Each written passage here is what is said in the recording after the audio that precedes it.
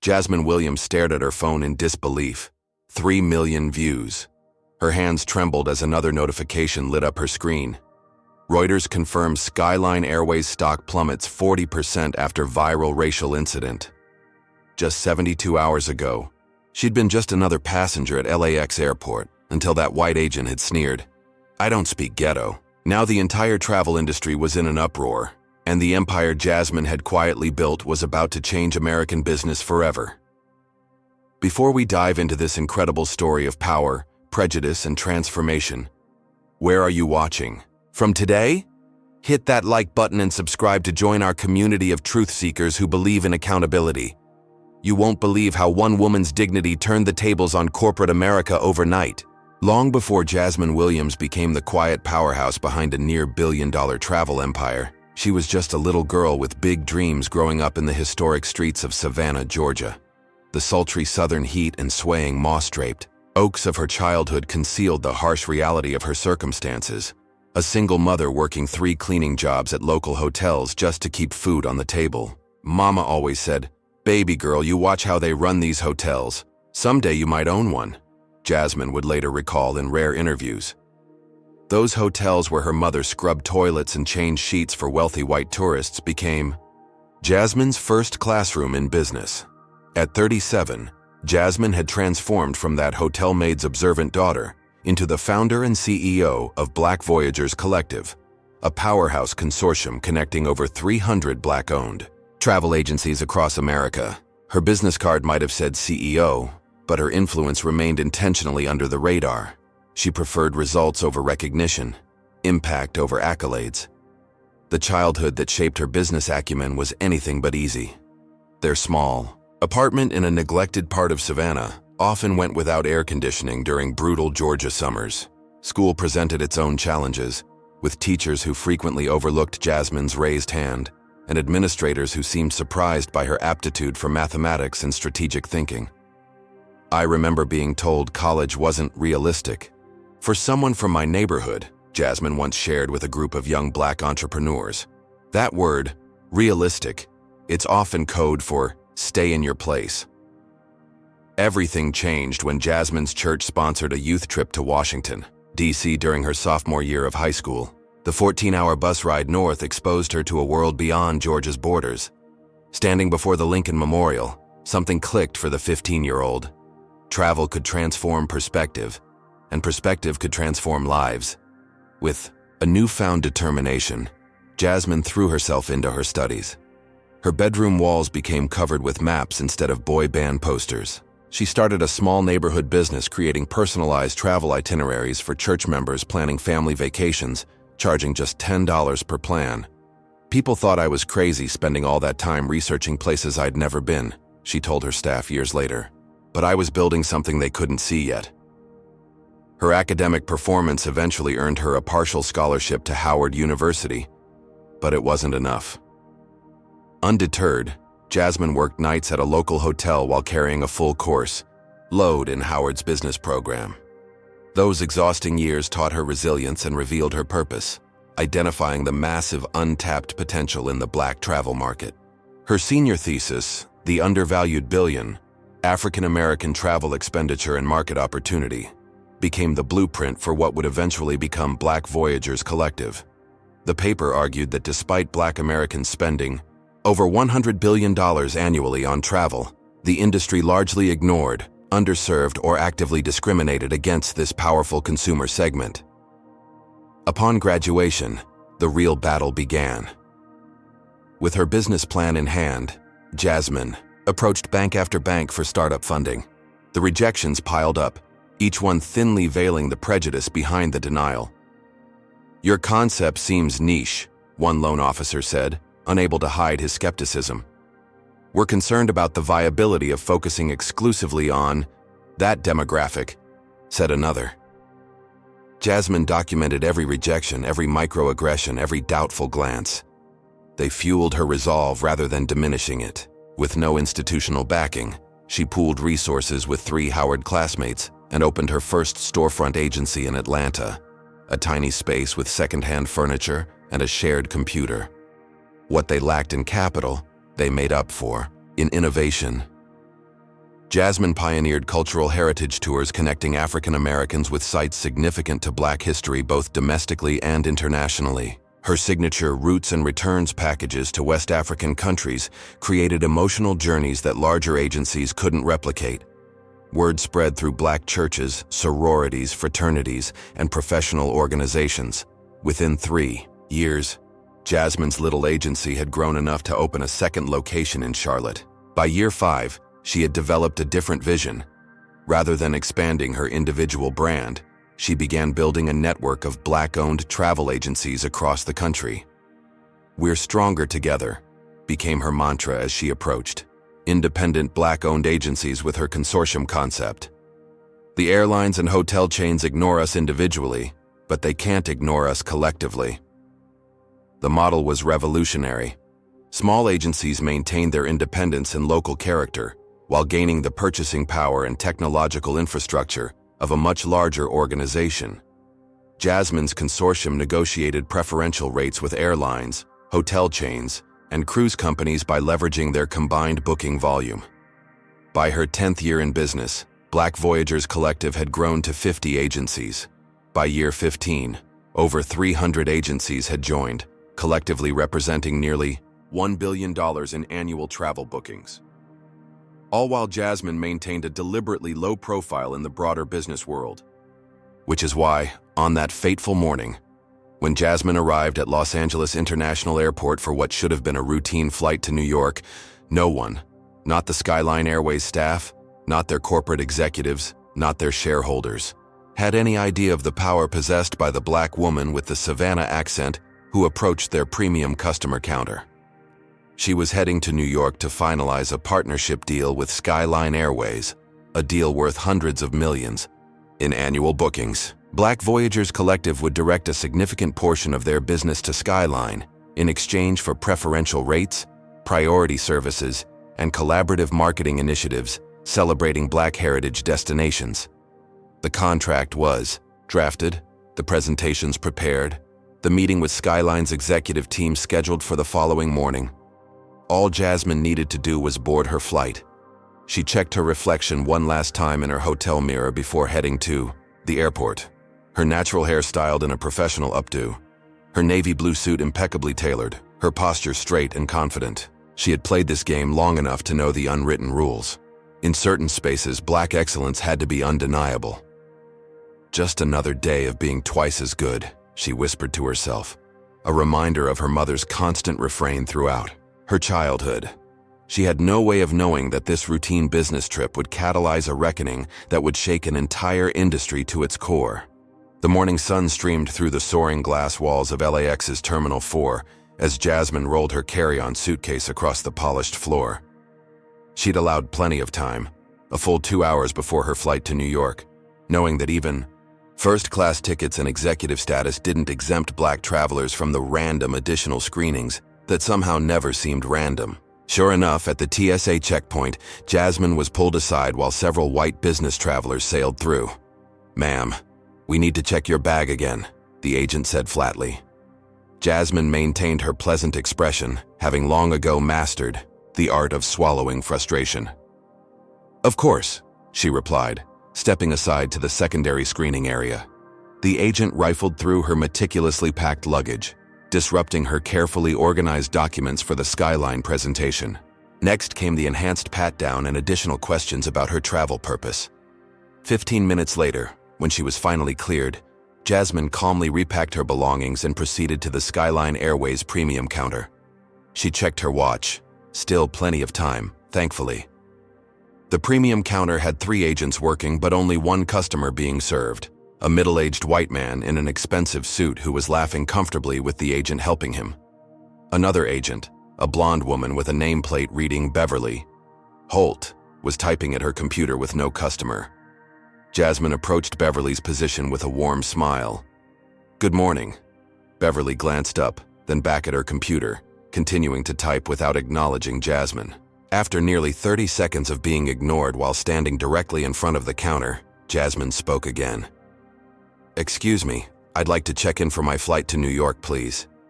Beverly sighed audibly, as if Jasmine's presence was an unwelcome interruption. Boarding pass and ID, she said without making eye contact, extending her hand with palm up. Jasmine provided her digital boarding pass and driver's license. Beverly examined her ID with unusual scrutiny, looking between the photo and Jasmine's face multiple times. "Business or pleasure?" Beverly asked, her tone suggesting she already had assumptions about the answer. "Business," Jasmine replied pleasantly. "I have a meeting tomorrow morning." Beverly made a non-committal noise and continued typing. "Your flight boards at gate 42 in 90 minutes. "Thank you," Jasmine said. "I'd also like to use my executive points to request an upgrade if one's available." It was a simple request, one she'd made dozens of times before. What happened next would change everything. When Jasmine spoke, her Savannah accent naturally emerged, the gentle lilt that rounded her vowels and gave her speech its melodic quality. It was subtle, but unmistakably Southern, a connection to her roots that she'd never tried to erase despite years in corporate America.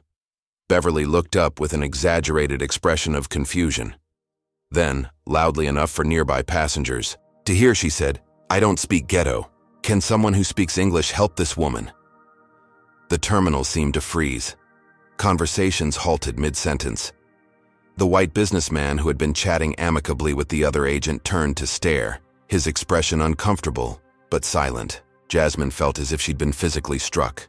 Heat rushed to her face, but decades of navigating white spaces had trained her to control her visible reactions. Her voice remained steady, though slightly quieter. "Excuse me?" "I said I can't understand you," Beverly replied, now smirking. "Maybe try speaking proper English if you want service." With deliberate calmness, Jasmine reached for her phone in her purse and opened the camera app, setting it to record. Years of documenting discrimination had taught her the importance of evidence. "I'd like your employee ID number, please," Jasmine said, holding her phone visibly. Beverly's demeanor instantly changed. "Are you recording me? That's against company policy. You can't do that." "It's not against the law in California," Jasmine replied evenly. "And I'd still like your employee ID." "You're being aggressive now," Beverly said, her voice rising. "I'm going to have to ask you to step aside or I'll call security." "I'm standing perfectly still and speaking calmly," Jasmine noted, still recording. "I simply asked for your employee ID after you mocked my accent and used a racial slur to describe my speech." Around them, other passengers had begun taking out their own phones. The power dynamic was shifting, but Beverly didn't seem to notice. "Security!"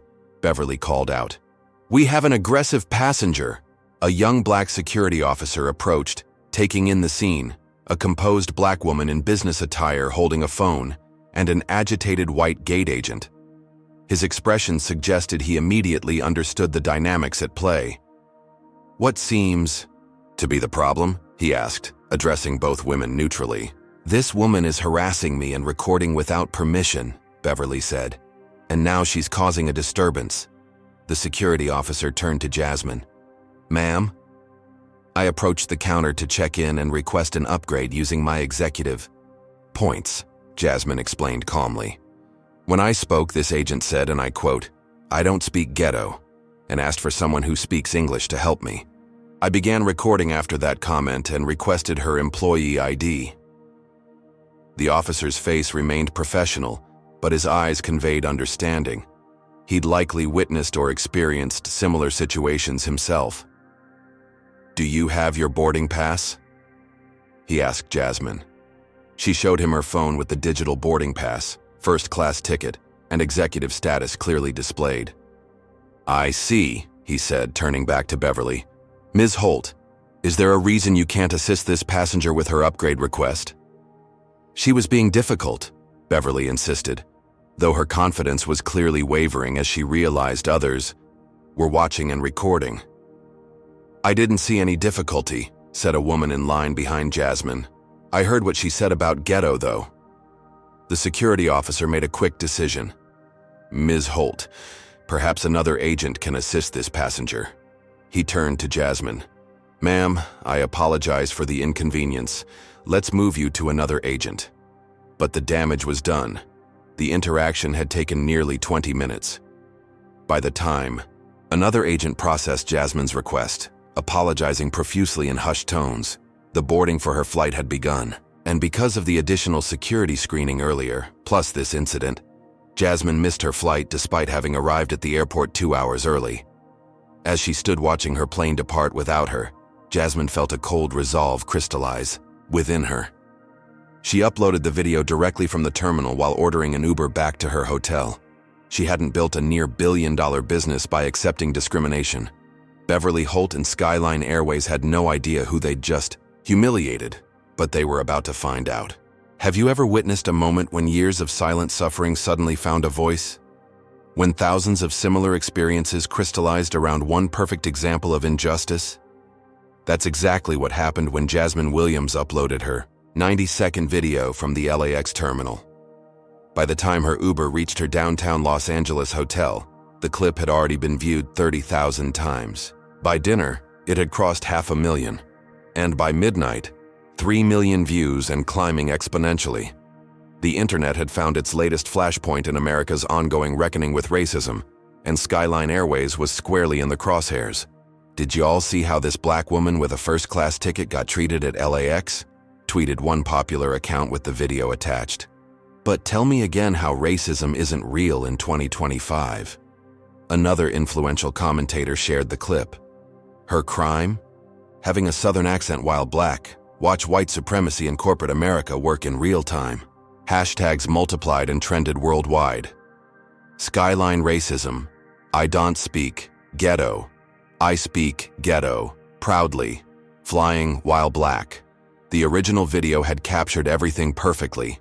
Beverly's dismissive body language, her clear enunciation of, I don't speak ghetto, the shocked faces of nearby passengers and Jasmine's composed response. There was no ambiguity, no room for alternative interpretations.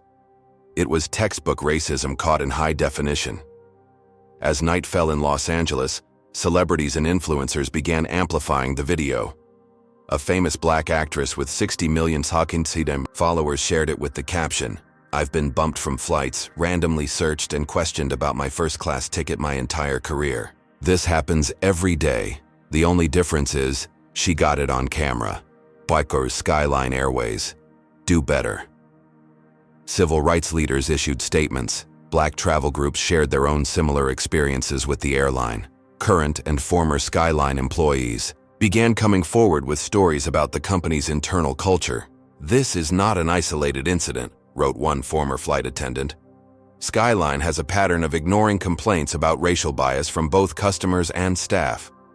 At 9:47 p.m. Pacific Time, Skyline Airways finally responded with a statement, posted to their social media accounts. Skyline Airways is aware of a customer service incident at LAX today that doesn't reflect our company values. The employee has been placed on administrative leave while we investigate. We apologize for any misunderstanding and remain committed to serving all our passengers with respect. The statement only fueled the fire. The comment section exploded. Misunderstanding. She said, I don't speak ghetto. What's to misunderstand? Notice how they can't even say the word racism in their apology. Administrative leave. Paid vacation until this blows over. Meanwhile, journalists were digging. By morning, 3 separate passengers had come forward with previous complaints about Beverly Holt, all involving interactions with passengers of color. According to internal sources, these complaints had been filed but never addressed by management. A tech reporter discovered that Beverly's personal social media accounts contained several questionable posts about immigrants and minorities, somehow overlooked by Skyline's HR department. The story jumped from social media to mainstream news outlets. Morning shows ran segments featuring the clip. Cable news panels debated the implications. Business publications analyzed the potential impact on Skyline's brand and stock value. Skyline's CEO, Raymond Wilson, a 60-year-old white man who had risen through the ranks over 30 years with the company, agreed to a live interview with a major network, a decision his PR team would immediately regret. Look, we take customer service very seriously, Wilson said, looking uncomfortable in front of the cameras. What happened was unfortunate and doesn't reflect our company values. But Mr. Wilson, the interviewer pressed, The employee specifically used a racial stereotype saying, "I don't speak ghetto." How is Skyline addressing the clearly racial component of this incident? Wilson shifted in his seat. "We're investigating all aspects of the interaction. Skyline serves millions of diverse customers each year without incident. This appears to be an isolated case. Yet we've uncovered at least 3 previous complaints about this same employee, all from passengers of color, that were never addressed. Is there a systemic issue at Skyline?" "I wouldn't say that," Wilson replied, his discomfort visible. "We have diversity training programs in place. Our workforce includes people from many backgrounds." The interview continued its downward spiral, with Wilson refusing to acknowledge the explicit racism captured in the video, instead retreating to corporate jargon about reviewing policies and recommitting to service excellence. The damage was done. Wilson had failed the most basic test of leadership, acknowledging obvious wrongdoing directly and taking immediate responsibility. Through it all, Jasmine Williams maintained her silence publicly. She issued no statements, gave no interviews, made no further social media posts. The video spoke for itself. Back in her hotel room, she watched the story unfold with a calculating eye. This wasn't just a personal humiliation anymore. It was a leverage point, a rare moment when public attention aligned perfectly with long overdue accountability. Jasmine had built her career understanding systems and how to change them. She recognized both the trauma of what had happened and the strategic opportunity it presented. This could be a momentary viral story that faded within days, or it could become a catalyst for actual structural change. The difference would come down to what she did next. She began making calls to her network, not to the press, not to activists, but to the 50 most influential agency owners within Black Voyagers Collective. She arranged an emergency virtual meeting for 8 a.m. the next morning. "Don't comment publicly yet," she instructed each person. "I have a plan." As midnight approached, Jasmine reviewed the presentation she'd prepared for her now-canceled meeting with Skyline executives. The slides showcased Black Voyagers Collective's impressive booking numbers with the airline, $115 million annually, and projected to grow to $200 million with the new partnership, numbers that Skyline Airways was counting on, numbers they had no idea were now in jeopardy. Jasmine closed her laptop and finally allowed herself a moment to process the day's events. The humiliation, the familiar sting of being reminded that, no matter her accomplishments, some would only ever see her skin color and judge her for it. But tomorrow would be different. Tomorrow she would remind herself in the world of exactly who she was and the power she wielded. What do you think would be the most effective response to such blatant discrimination? Comment number 1 if you believe public pressure and social media are enough to create real change. Or number 2, if you think economic consequences are the only language corporations truly understand. Like and subscribe if you want to see how Jasmine uses her hidden power to transform an entire industry overnight. What would you do if you secretly controlled $950 million in business that a company took for granted? At precisely 8:00 a.m. Pacific Time, Jasmine Williams appeared on the screens of 50 Black business owners across America. These weren't just any entrepreneurs. They were the top agency owners within Black Voyagers Collective, representing the consortium's largest booking volumes and most influential voices. From her hotel suite, Jasmine looked composed and resolute despite having slept barely 3 hours. She wore a structured burgundy blazer, her natural hair framing her face, in a halo of tight coils. No trace of the previous day's humiliation showed on her features, only determination. "Thank you all for joining on such short notice," she began. "By now I'm sure you've seen the video." Nods and grave expressions filled the grid of faces on her screen. "What happened to me yesterday is nothing new. It's what our parents experienced, what we experience, and sadly what our children still experience. The only difference is that this time we have it on video, and this time we have the power to do something about it." She shared her screen, revealing a meticulously prepared presentation. The first slide displayed a simple number, 953,582,405. That's the total annual booking value of Black Voyagers Collective across all 312 agencies in our network, Jasmine explained.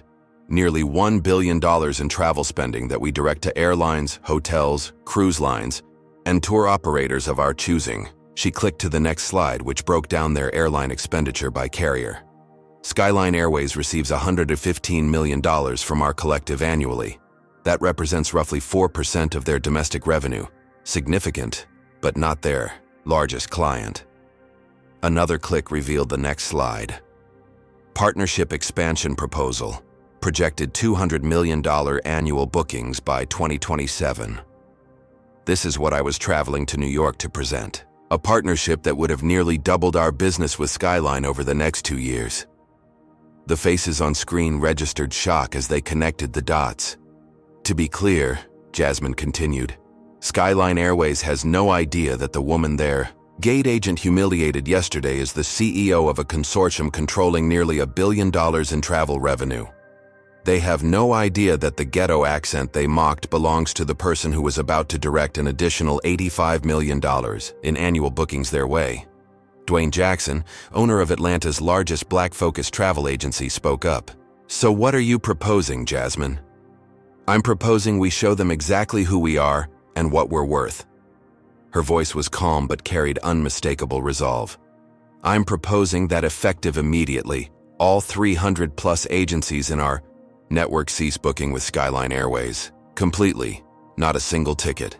And we quietly redirect that $115 million to their competitors. The silence that followed was heavy with the weight of her proposal. Finally, Tamara Washington from Chicago spoke.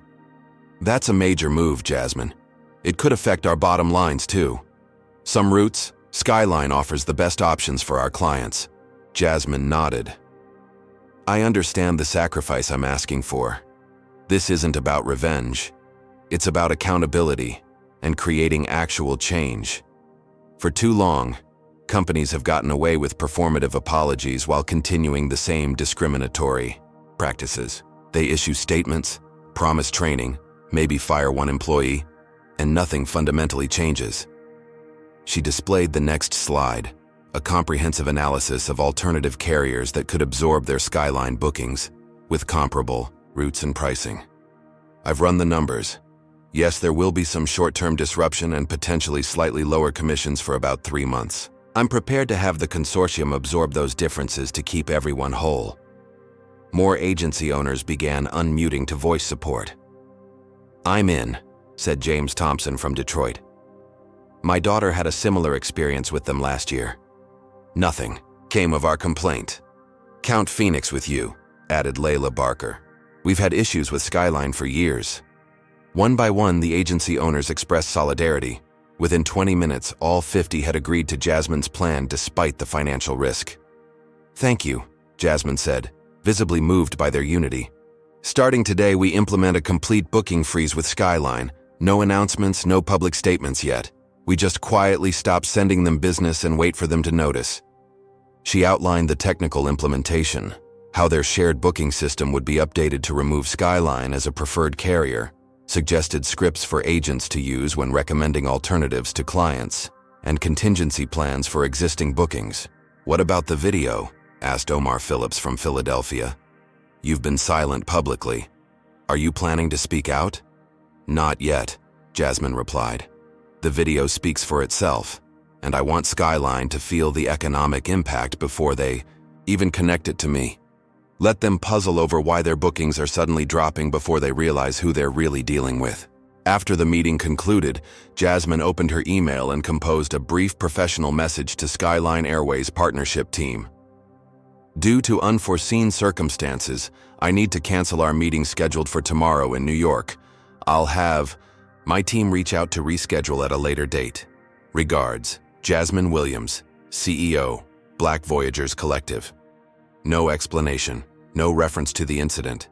Just a simple cancellation that gave no indication of the economic earthquake she had just set in motion. Meanwhile, Skyline's crisis management team was spiraling deeper into a self-created disaster. Their tepid initial response had only intensified public outrage. Internal emails obtained by journalists revealed executives discussing how to make this go away without costly diversity initiatives. One particularly damaging email from Skyline's VP of Operations read, Let's just wait for the next news cycle. These things blow over if we don't add fuel by overreacting. We can't let Twitter dictate company policy. Beverly Holt remained on administrative leave rather than being terminated, despite the clear evidence and growing list of previous complaints against her. The company's statement referred to an ongoing investigation that seemed designed to delay actual accountability. What Skyline failed to understand was that while they were playing their usual crisis management game, an invisible economic vice had begun tightening around them. In travel agency computers across America, a subtle but seismic shift was occurring as hundreds of agents who specifically served Black travelers began booking their clients on any airline but Skyline. By the end of that day, as Jasmine monitored the situation from her hotel room, she received confirmation that their plan was already operational. All 50 top agencies had implemented the Skyline freeze, and the remaining agencies would follow within 24 hours. She opened her hotel room curtains and looked out at the Los Angeles skyline, feeling a complex mix of emotions. The personal wound of yesterday's humiliation was still raw, but there was also a sense of purpose, of standing at a moment when real change might actually be possible. Her phone buzzed with a text from her mother back in Savannah. "Baby, I saw what happened. You okay?" Jasmine replied, "I'm okay, Mama, and I think something good might come from this." Her mother's response came quickly. "Make them remember your name." Jasmine smiled. After a lifetime of being underestimated, ignored, and discriminated against, she was about to teach Skyline Airways and corporate America an unforgettable lesson about the true cost of racism, and they wouldn't even see it coming until it was too late. 3 days after the incident at LAX, confusion reigned in Skyline Airways corporate headquarters in Dallas. The modern glass and steel building that normally hummed with the confident energy of a major airline now crackled with tension and bewilderment. In the analytics department on the 11th floor, data scientist Rachel Chen stared at her screen with growing alarm. She'd been monitoring booking patterns since the viral video emerged, expecting some impact, but nothing like what she was seeing. "This doesn't make sense," she muttered, refreshing the dashboard. The numbers remained stubbornly, disturbingly low. Rachel picked up her phone and dialed her supervisor. "Mark, I think there's something wrong with our tracking system. The new booking numbers for the past 48 hours are way off." 20 minutes later, an emergency meeting convened in a glass-walled conference room.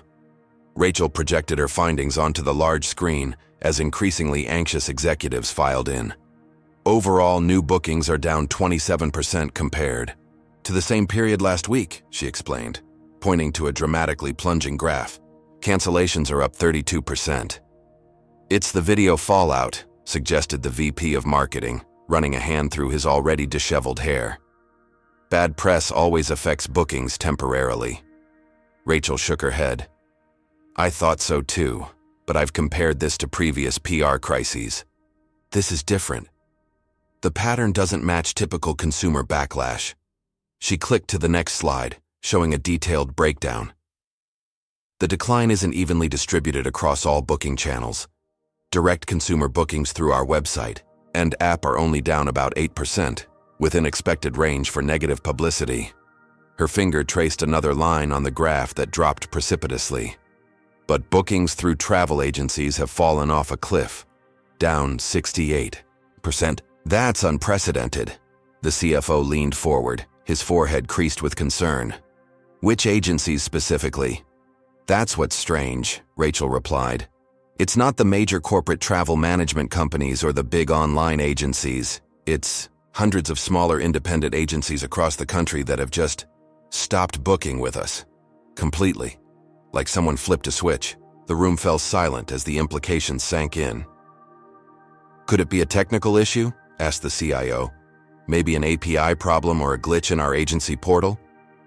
The head of the agency relations team shook his head. "We've checked the systems. Everything's functioning normally.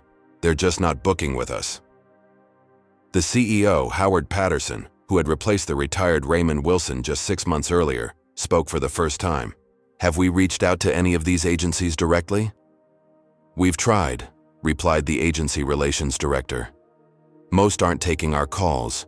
The few that did were polite but vague, saying they're exploring other carrier options or diversifying their airline partnerships. Patterson's jaw tightened. This isn't random. There's a pattern we're missing. Tyrone Davis, a junior analyst who had been quietly listening from the corner of the room, cleared his throat. As one of the few black employees in Skyline's corporate headquarters, he often found himself hesitating to speak up. But the disconnect he was witnessing between his white colleagues' confusion and what seemed obvious to him had become too glaring to ignore. "Sir," he said, addressing the CEO, "I think I might know what's happening." All heads turned toward him, many seeming to notice his presence for the first time. "The agencies that have stopped booking with us, I've cross-referenced them with some industry directories. A significant percentage appear to be black-owned agencies or those serving predominantly black clientele." Rachel quickly pulled up additional data on her laptop, eyes widening. "He's right. There's almost a 100% overlap." The marketing VP scoffed. "That can't possibly account for such a large drop in revenue. These must be tiny operations." Tyrone remained calm. "Actually, sir, the black travel market represents about $109 billion in annual spending. Black Americans spend a higher percentage of their income on travel than any other demographic group. These agencies might be individually small, but collectively, they're powerful." The CFO was already calculating on his tablet. "If this continues for a month, we're looking at a revenue hit of at least $20 million. 3 months, closer to $60 million. This has to be related to the LAX incident," the HR director stated the increasingly obvious. Patterson's expression darkened. "So we're facing a coordinated boycott? From hundreds of independent agencies? Simultaneously? That would require organization, leadership. Maybe they're connected somehow," suggested Rachel. "A network or association." The room fell into troubled silence again, broken when the CEO's assistant hurried in with a tablet. "Sir, you need to see this. Our stock has dropped 18% since market opening." Patterson took the tablet, face grim as he read the financial news headline. "Skyline Airways stock plummets amid mysterious booking collapse following racial incident. Find out who's behind this," Patterson ordered. "I want to know every agency that stopped booking with us, who owns them, and how they're connected. And someone get me everything we have on that passenger from the video."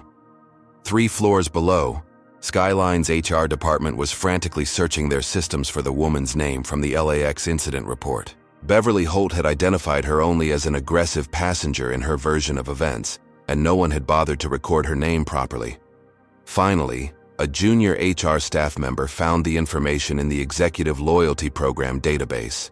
"Jasmine Williams," she read aloud, "CEO of something called Black Voyagers Collective." Within minutes, the information reached Patterson, who immediately conducted a web search on his phone. His face drained of color as he read the description from their website. Black Voyagers Collective, America's largest consortium of black-owned travel agencies, representing over 300 independent businesses and nearly $1 billion in annual travel expenditure. "Find out how much business they do with us," he ordered, his voice tight with realization. "And get Jasmine Williams on the phone. Now." By late afternoon, Skyline's executive team had pieced together the devastating truth. They had not simply mistreated an ordinary passenger.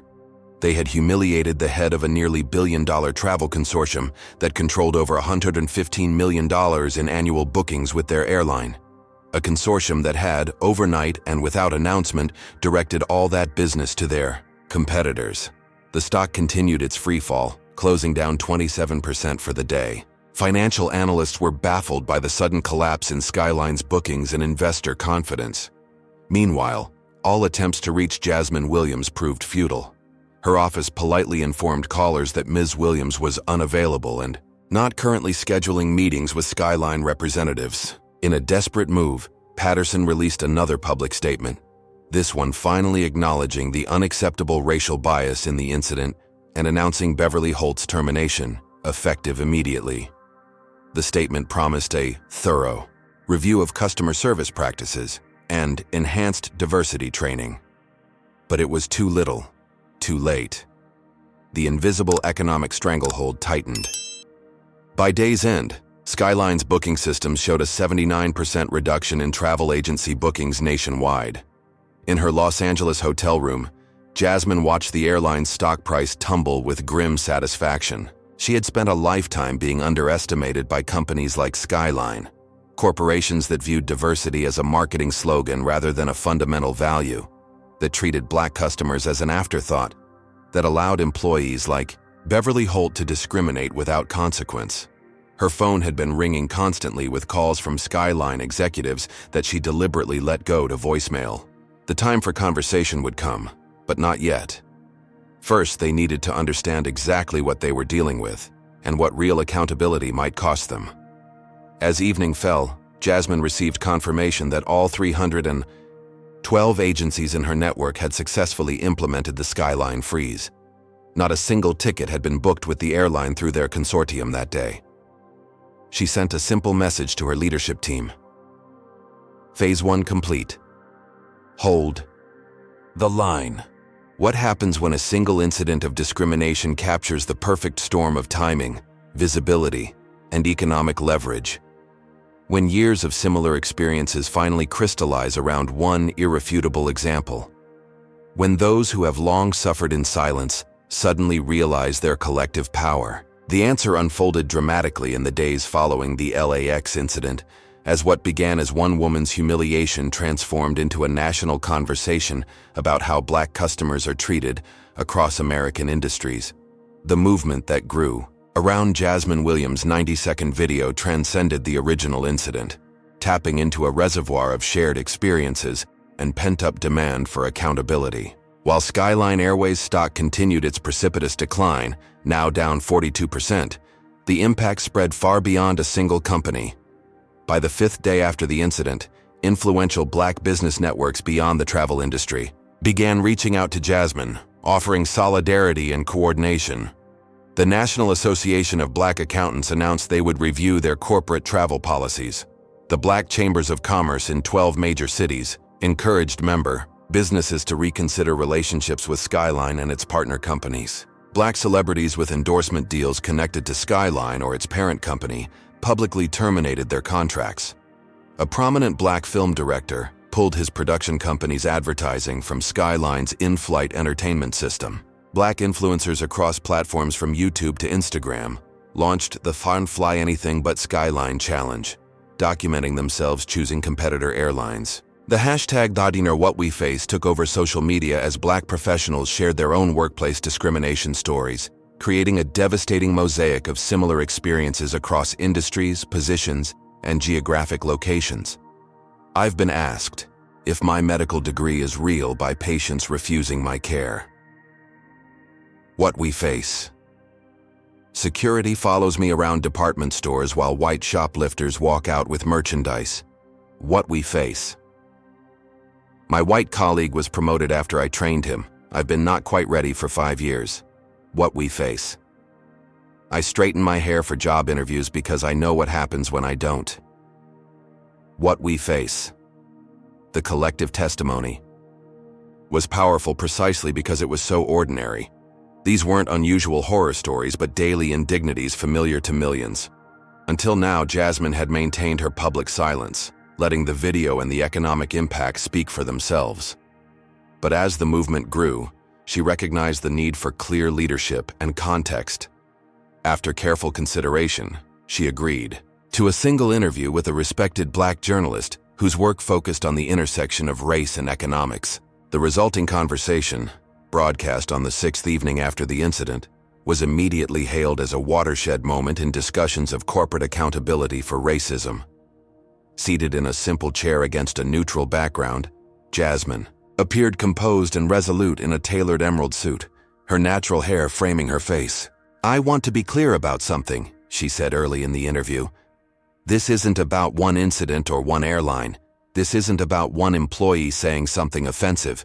This is about systems that allow discrimination to flourish without consequence." The interviewer nodded. "Yet your response has been uniquely effective. Can you talk about the economic strategy you employed?" Black Americans control over $1 trillion in annual spending power. Jasmine explained. For generations, we've been told that our only power is protest, marching, boycotting as individuals, raising awareness. Those tools remain vital. But we've overlooked our tremendous economic leverage. She leaned forward slightly. The travel industry alone sees over $100 billion annually from black travelers. Yet we're consistently treated as afterthoughts, subjected to extra scrutiny, seated near restrooms, pulled aside for random screening, questioned about our first-class tickets. And you had already organized this economic power through your consortium. Black Voyagers Collective represents nearly $1 billion in annual travel bookings, Jasmine confirmed. We built this network over 15 years, connecting hundreds of black-owned travel agencies nationwide.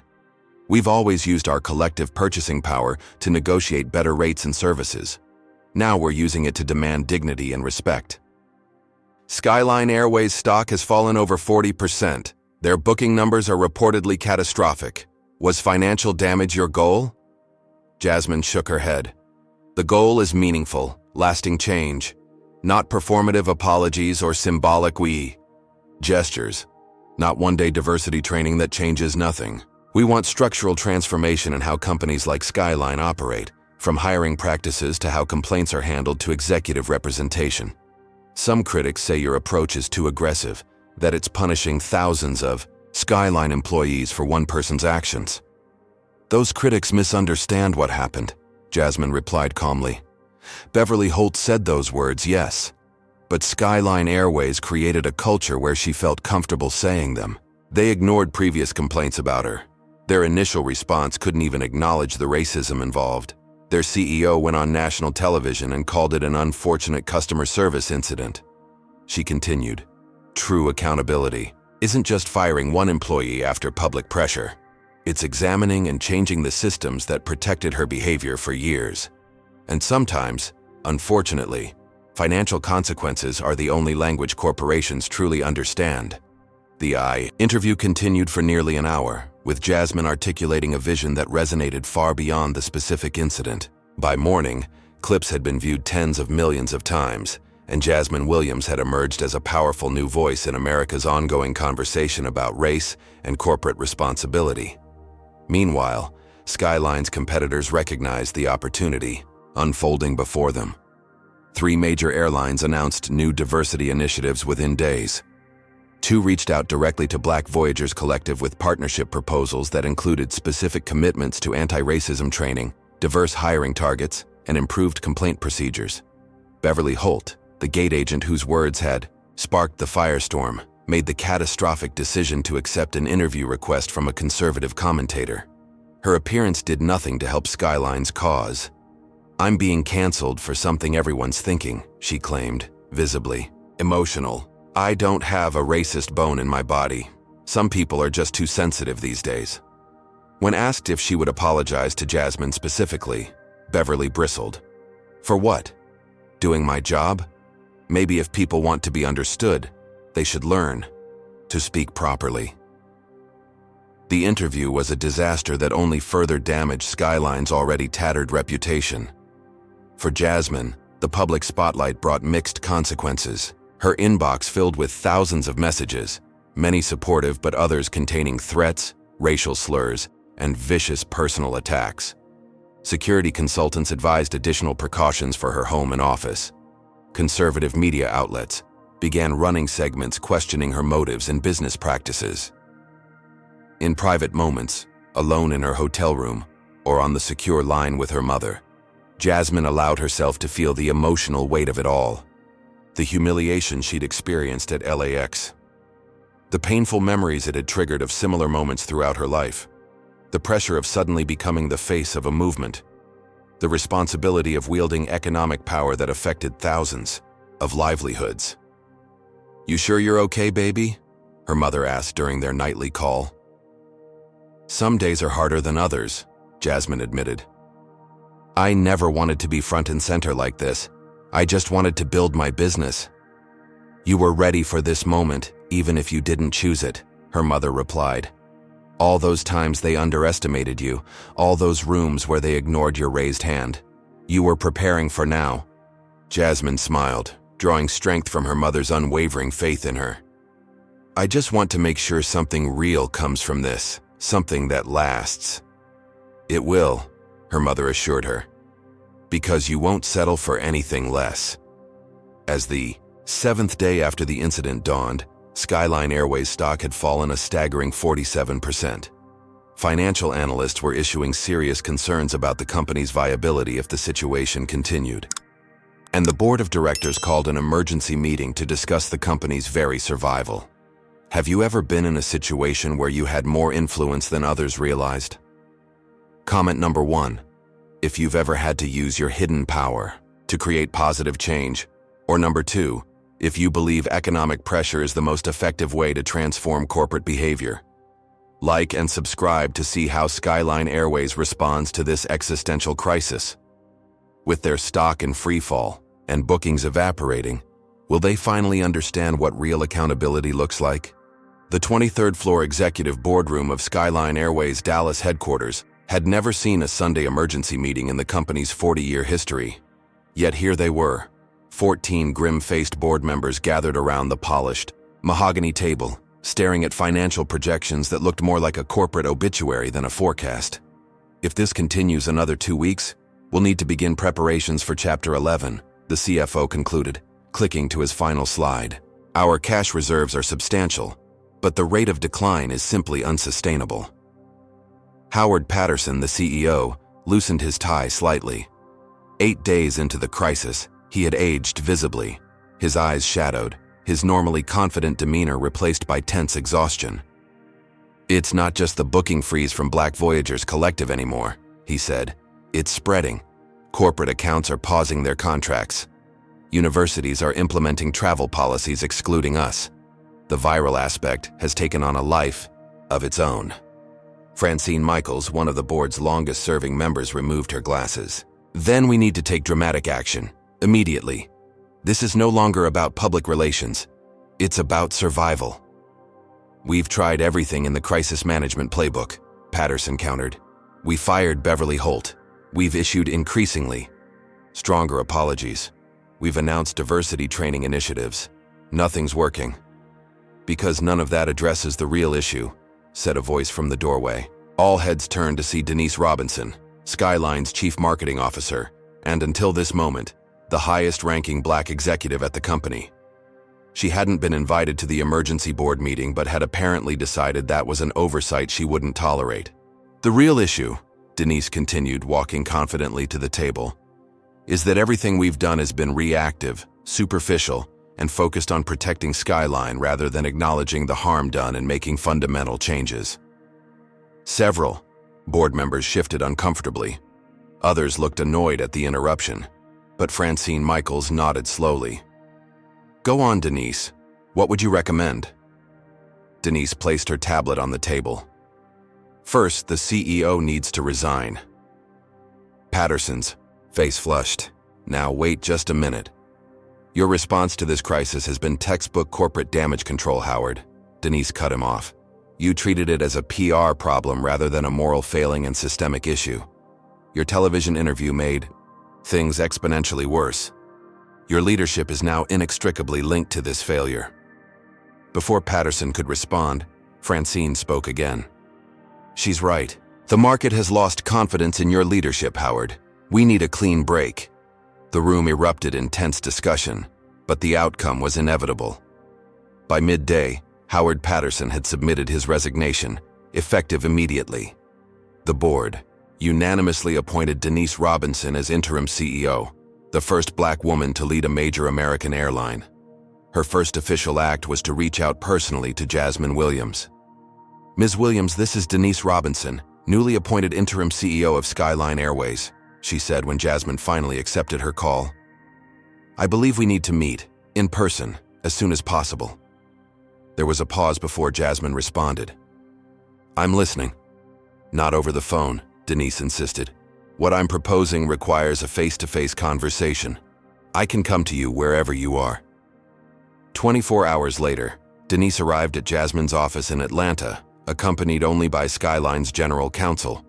Jasmine had assembled her entire executive team, 6 black women and men who had helped build Black Voyagers Collective from the ground up. The contrast between this meeting and what would have occurred with the previous Skyline leadership was immediately apparent. Denise didn't attempt to minimize what had happened or deflect responsibility. What Beverly Holt did was inexcusable, she began.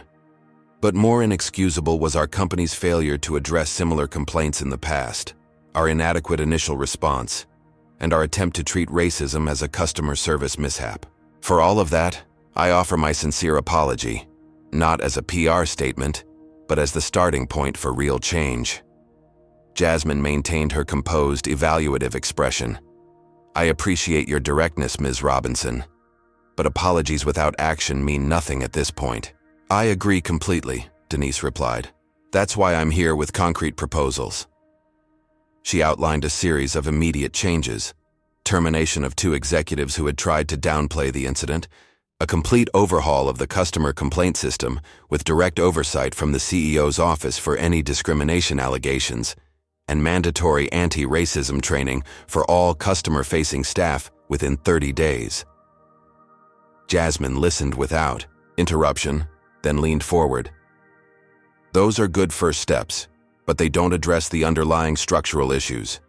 We need to see fundamental transformation, not just crisis management. Then she presented her own list of demands: mandatory company-wide anti-racism training developed and led by respected Black educators, specific hiring targets for Black employees at all levels, including executive positions, a $50 million investment in programs supporting Black tourism and travel education, complete transparency in addressing discrimination complaints, and regular independent audits of Skyline's progress. Skyline's general counsel visibly blanched at the scope and cost of these demands. Ms. Williams, while we appreciate your position, some of these requests present significant financial and logistical challenges. So does bankruptcy, Jasmine interrupted calmly. Which is where Skyline is headed if this situation continues. Your stock has fallen 47%. Your bookings are down nearly 60%. The choice isn't between doing these things or not. It's between making fundamental changes or watching your company collapse. She let that reality sink in before continuing. This isn't extortion, it's accountability. Black Voyagers Collective represents nearly $1 billion in annual travel bookings. We've directed that business to airlines that treat our clients with respect and dignity. We're prepared to resume our relationship with Skyline, but only when we see genuine commitment to change. The meeting continued for hours, with detailed negotiations on each point. As afternoon turned to evening, Jasmine sensed that Denise genuinely wanted transformative change, but was getting pushback from Skyline's board on the costs involved. $50 million for Black tourism initiatives is simply not feasible given our current financial situation, the general counsel insisted. Jasmine didn't budge. That number represents less than half of what you earned annually from our consortium alone. Consider it an investment in restoring your reputation and securing future business, not a penalty. As the negotiations reached their 10th hour, memories surfaced for Jasmine. Times earlier in her career when she'd faced discrimination from airlines and had no recourse, no power to demand better treatment. The Black female flight attendant who'd been reprimanded for wearing her natural hair. The countless random security screenings she'd endured. The suspicious glances when she presented first-class boarding passes. This wasn't just about one incident at LAX. It was about changing systems that had marginalized Black travelers for generations. Near midnight, they seemed close to agreement on most points, but Skyline's representatives still balked at the full financial commitment and timeline Jasmine demanded. We need time to implement these changes, Denise explained. And the board is concerned about the precedent this sets. They're worried other groups will make similar demands. If other marginalized groups demand to be treated with dignity and respect, that should be welcomed, not feared, Jasmine replied.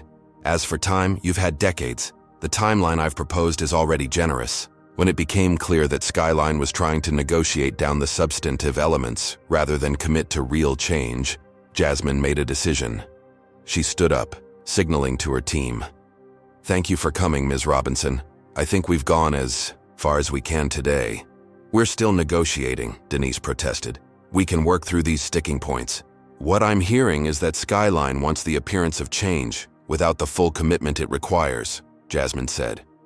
That's exactly the problem that brought us here. When your board is ready to discuss actual transformation rather than damage, control, you know how to reach me. With that, Jasmine and her team exited, leaving Skyline's representatives stunned by the abrupt end to negotiations they had believed were progressing. As they walked out of the building, Anthony Chen, Black Voyagers Collective's chief financial officer, whispered to Jasmine, "Was that the right move? They were offering significant concessions. They were offering what they thought was the minimum to make this go away," Jasmine replied. "They need to understand this isn't a negotiating tactic. These changes are non-negotiable requirements for doing business with our community." Back at Skyline's headquarters, Denise Robinson faced a difficult call with the board, explaining that negotiations had broken down. "She walked away?" the chairman asked incredulously. "After all we offered?" "She recognized that we were trying to water down the commitments," Denise replied frankly. "And she's right. We're still thinking about this as a PR crisis to manage rather than a fundamental failure requiring transformation. The demands are simply too expensive," another board member argued. "We can't commit $50 million while our stock is in freefall." Denise took a deep breath. "Then prepare for bankruptcy, because without a resolution, that's where we're headed. And soon." The board fell silent, finally confronting the existential choice before them. Accept Jasmine's terms, or risk losing everything. By day 12 of the crisis, Skyline Airways stood at a precipice. Their stock had fallen 53% from pre-incident levels. Financial analysts had downgraded their rating to sell.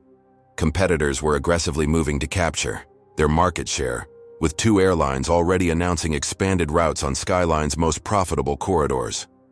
Inside Skyline's headquarters, the pressure had reached a breaking point. Shareholders were demanding immediate action.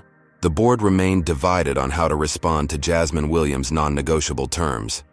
"We should wait it out," argued Walter Hoffman, one of the more conservative board members. "These social media storms always blow over eventually. If we commit to these expensive initiatives, we're setting a dangerous precedent."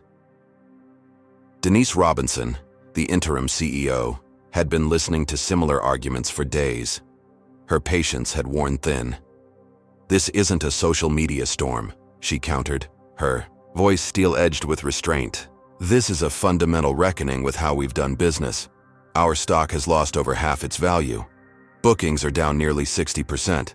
3 major corporate accounts suspended their contracts this morning. We are bleeding millions daily, while this board debates whether treating Black customers with dignity is too expensive." The boardroom fell silent. Denise continued, "I've been with this company 15 years. I've watched us ignore complaints about racial bias from both customers and employees. I've sat in meetings where diversity initiatives were the first budget items cut. I've been the only Black voice in rooms where decisions affecting millions of diverse customers were made without consideration." She placed both hands on the table and leaned forward. "This isn't about public relations anymore. It's about whether Skyline Airways deserves to survive." Meanwhile, across the country, support for Black Voyagers Collective continued to grow. Travel groups representing Hispanic, Asian American, and LGBTQ+ communities issued statements of solidarity. The National Disability Travel Alliance announced they too had documented years of inadequate accommodation and discriminatory treatment by Skyline, and would join the booking freeze if substantive changes weren't implemented. The narrative had expanded beyond one incident to become a nationwide conversation about corporate accountability to marginalized communities. For Jasmine, the pressure was mounting from another direction. As the boycott continued, she received messages from Skyline employees worried about their jobs: flight attendants, ground crew, mechanics, many of them people of color themselves who supported the cause but feared becoming collateral damage. "Am I pushing too hard?" she asked during a late-night call with her mother. "What if this forces layoffs that hurt the very communities we're trying to help?" Her mother didn't hesitate. "Baby, change never comes easy. People said the same things during the Montgomery bus boycott, that it was hurting black bus drivers. But sometimes systems only change when they're forced to. I know, Jasmine sighed, but that doesn't make the weight any lighter. It's not supposed to be light, her mother replied gently. That's how you know it matters. The conversation strengthened Jasmine's resolve. The next morning, she issued her first public statement since her televised interview. This is not about punishing Skyline Airways or its employees. This is about creating lasting change in how corporations treat black customers and address racism within their ranks. We remain open to resuming our business relationship with Skyline when they commit fully to the structural changes required. Not symbolic gestures, not half measures, real, measurable transformation. The statement increased pressure on Skyline's board, making it clear that there would be no easy compromise or face-saving partial agreement. After nearly 14 hours of contentious debate, Skyline's board finally reached its decision. At 11:47 p.m. on the 13th day of the crisis, they voted 8-5 to accept all of Jasmine Williams's terms without modification. By morning, Skyline Airways announced the most comprehensive anti-racism initiative in airline industry history. A $50 million investment in programs supporting black tourism, travel education, and career development. Specific hiring targets for black employees at all levels, including executive positions and board membership. Mandatory anti-racism training for all employees, developed and led by respected black educators. Complete overhaul of discrimination complaint procedures with direct oversight from a newly created Chief Inclusion Officer position. Regular independent audits of the company's progress, with results made public. Financial consequences for executives if diversity and inclusion metrics weren't met. The announcement sent shockwaves through the industry. Other airlines scrambled to assess their own vulnerabilities and practices.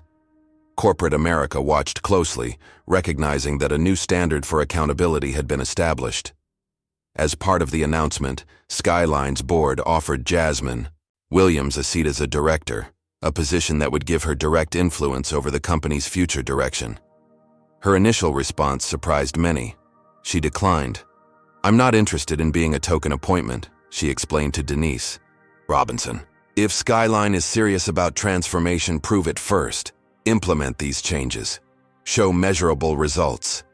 Then we can discuss board representation. Denise understood. That's fair, but I hope you'll reconsider in the future. We need your perspective permanently at the table, not just during a crisis. The conversation ended with a tentative agreement. Black Voyagers Collective would gradually resume bookings with Skyline over a 3-month period, contingent on visible progress implementing the agreed changes. As news of the agreement spread, both Jasmine and Skyline received mixed reactions. Many celebrated the outcome as a landmark victory for corporate accountability. Others criticized what they saw as capitulation to pressure. In a particularly poignant moment, Jasmine received a handwritten letter from the young black security officer who had witnessed the original incident at LAX. "What you did matters," he wrote. "I've worked at that airport for 7 years and seen countless incidents like yours that went nowhere.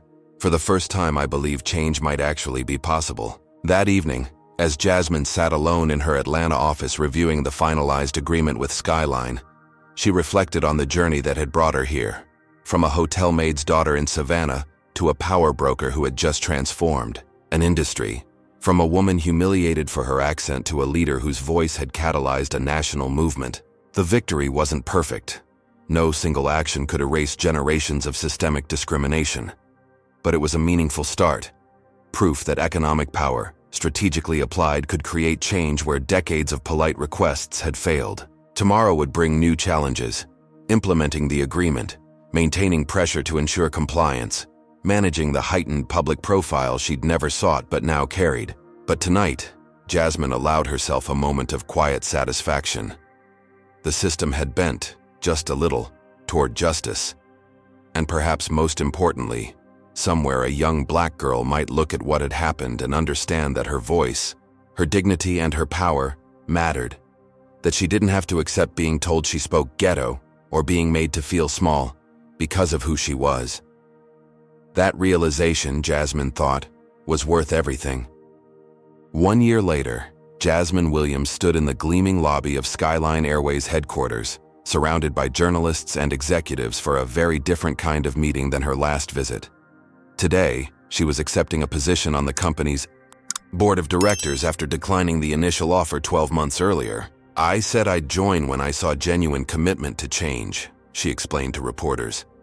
"Over the past year, Skyline has exceeded our expectations in implementing every aspect of our agreement. This isn't about symbolic representation anymore. It's about continuing the substantive transformation already underway."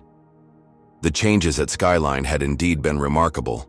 Under Denise Robinson, who had been confirmed as permanent CEO, the company had implemented all promised initiatives and now led the industry in diversity metrics and customer satisfaction among minority travelers. The statistics told part of the story. Black executive representation had increased from 3% to 17%. Customer complaints about racial bias had decreased by 78%. The $50 million investment fund had already supported 27 Black-owned tourism businesses and provided travel scholarships to over 300 students from underrepresented communities. But the numbers couldn't capture the cultural shift within the company. Skyline had transformed from a corporation that viewed diversity as a compliance issue to one that recognized it as a competitive advantage. "We're a better airline today than we were a year ago," Denise acknowledged in her introduction of Jasmine. "Not despite these changes, but because of them. Our customer service ratings have improved across all demographics. Employee satisfaction is at an all-time high. We've recovered our stock value, and then some." Indeed, Skyline's share price had not only rebounded but now traded 15% above its pre-incident level, reflecting the market's confidence in the company's new direction. As Jasmine prepared to sign the official board membership documents, she reflected on the broader impact of the past year. Black Voyagers Collective had grown to a $1.5 billion enterprise, expanding its mission beyond travel bookings to include economic empowerment initiatives for Black entrepreneurs.